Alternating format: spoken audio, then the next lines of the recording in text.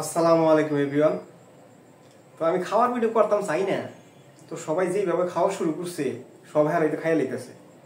তখন খুঁজা খাইজা একটা হাড্ডি পাইছি, আর এই যে হোমমেড নান আছে।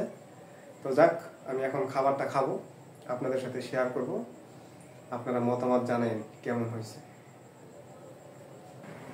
লেবুর রসটাকে সিপ্পা লই, নাইলে খাবার মজা পাওয়া যেত না।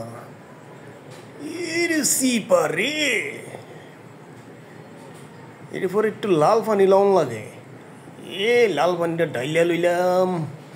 এই লাল পানি ভাই সেই লাল পানি না, এইটা কিন্তু বাজার থেকে কিনা পানি। বিসমিল্লাহ, আয় লই। সেই স্বাদ, ওয়াম ওয়াম ওয়াম, মজা।